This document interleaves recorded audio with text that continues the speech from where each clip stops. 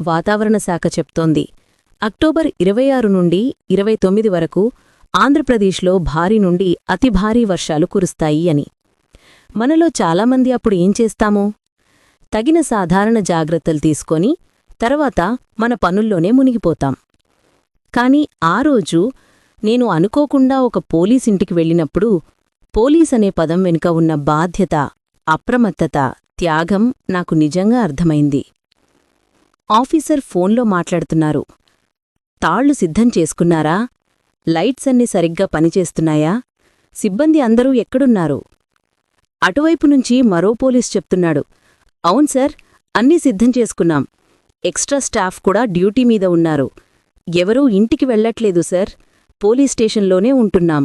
మేము సిద్ధంగా ఉన్నాం. ఆ మాటలు వింటుంటే అర్థమైంది, మనకు ఇది వర్షం మాత్రమే, కాని వారికి ప్రజల ప్రాణాలు రక్షించాల్సిన యుద్ధ సమయం.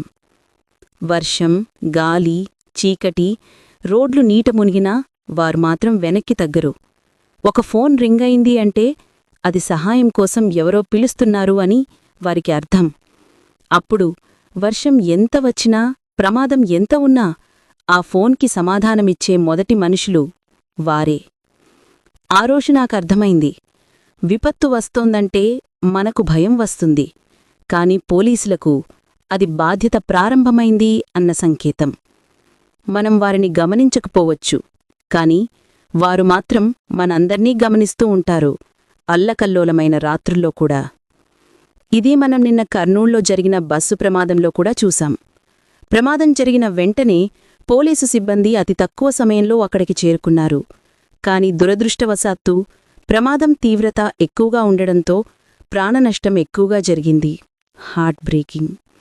ఇలాగా అన్ని ఆపద సమయాలలో, విపత్తు సమయాలలో సిద్ధంగా ఉండే మన పోలీస్ సిబ్బందికి ఒక లైక్ చేయండి. మీ అభిప్రాయాన్ని కామెంట్లో తెలియజేయండి. రేపట్నుంచే ఆంధ్రప్రదేశ్లో భారీ నుండి అతి భారీ వర్షాలు ఉండనున్నాయి. దయచేసి తగిన జాగ్రత్తలు తీసుకోండి. అప్రమత్తంగా ఉండండి.